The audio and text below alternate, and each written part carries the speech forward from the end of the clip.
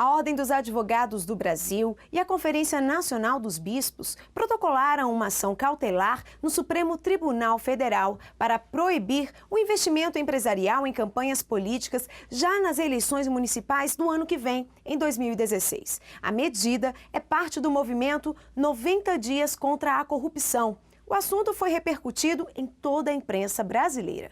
O presidente da OAB, Marcos Vinícius Hurtado Coelho, explicou que há duas formas de combater o financiamento eleitoral. Há duas formas de combater a corrupção.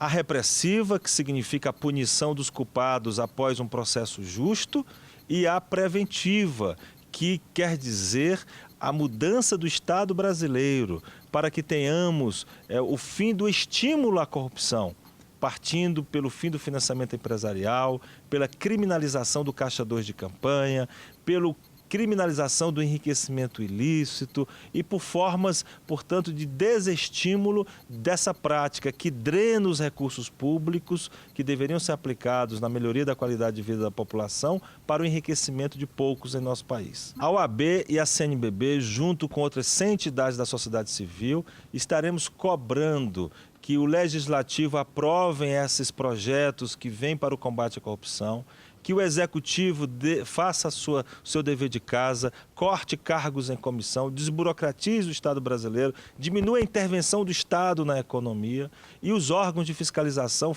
obriguem a maior transparência. Isso é fundamental para o combate à corrupção e para o próprio ajuste fiscal do Brasil. Temos que aplicar melhor os recursos públicos. Esta decisão ela é corriqueira no Supremo Tribunal Federal, a concessão de medidas liminares e cautelares quando há pedido de vistas. O pedido de vista, ele diz respeito ao julgamento final da ação. A medida cautelar significa aplicar para as eleições do próximo ano uma maioria já formada, porque o Supremo Tribunal Federal vigora pelo princípio da colegialidade. A posição majoritária do Supremo é que deve prevalecer e não posições individuais.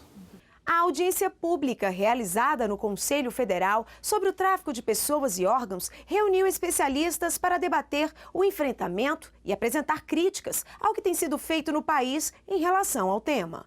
A audiência teve 2 painéis dedicados a analisar formas de enfrentamento e apresentar críticas dos fatos e das políticas públicas adotadas em relação ao tráfico de pessoas e órgãos no Brasil.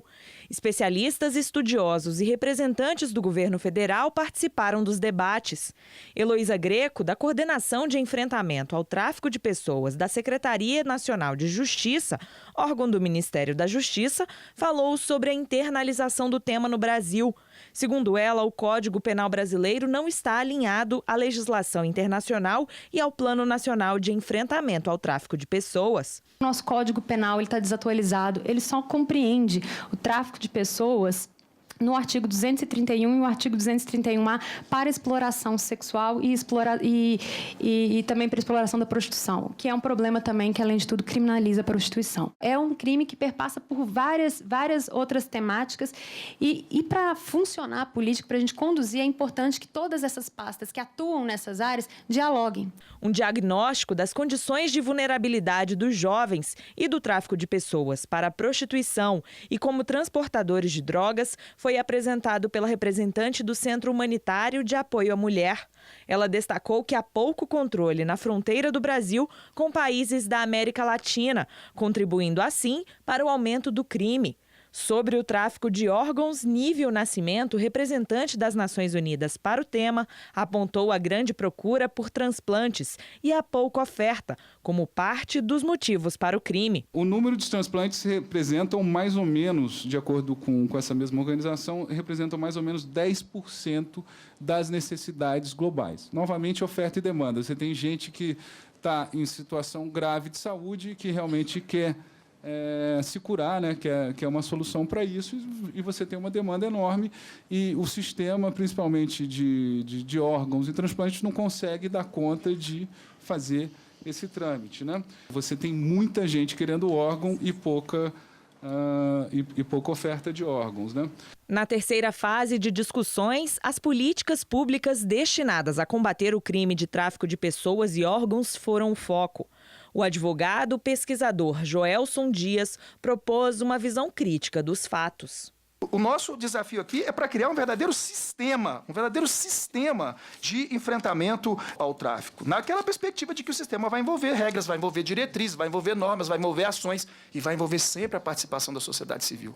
Então, eu acho que do ponto de vista normativo, não é só compatibilizar o Código Penal com o Protocolo de Palermo, é, na verdade, como é que nós vamos criar esse verdadeiro sistema de enfrentamento. Participaram ainda do painel Michele Gueraldi, da Associação Nacional de Centros de Defesa dos Direitos da Criança e do Adolescente, e o deputado federal, presidente da CPI do tráfico de pessoas, que afirmou que um dos principais problemas da identificação deste tipo de crime está no fato de que muitas pessoas não se reconhecem como vítimas. Essas pessoas não se reconhecem como vítimas, como objeto do tráfico, definitivamente não.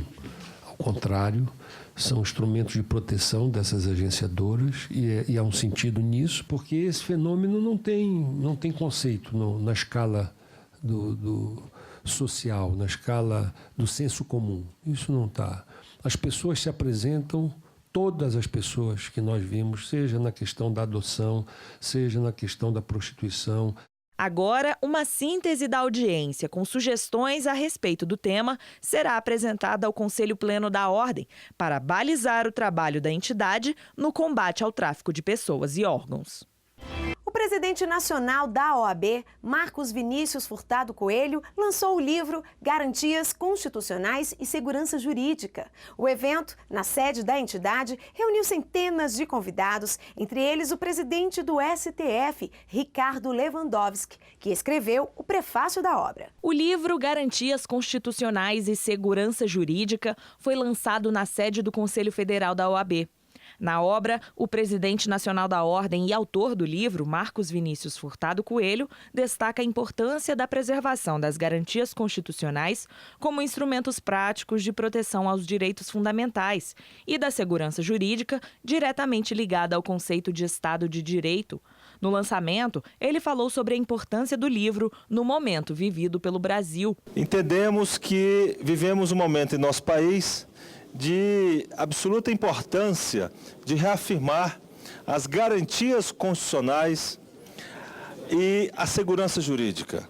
As garantias constitucionais que são fundamentais para que a sociedade brasileira permaneça com o seu maior período de estabilidade político-institucional da sua história. Marcos Vinícius disse ainda que é preciso discutir e reafirmar no Brasil as garantias constitucionais e a segurança jurídica. O livro tem o prefácio escrito pelo presidente do STF e do CNJ, ministro Ricardo Lewandowski, e a apresentação feita pelo jurista Arnoldo Valdi. Em discurso, Lewandowski falou sobre a obra como um instrumento para o aprofundamento da democracia no país.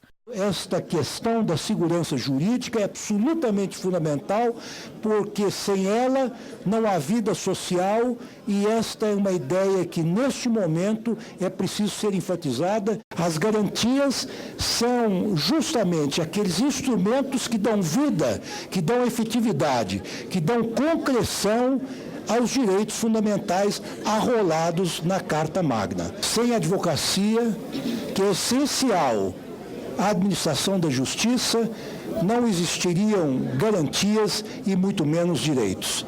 Ministros, autoridades, políticos e advogados participaram do lançamento. O presidente da Ordem distribuiu autógrafos durante o evento. E hoje nós ficamos por aqui. Acompanhe muito mais no nosso site oab.org.br.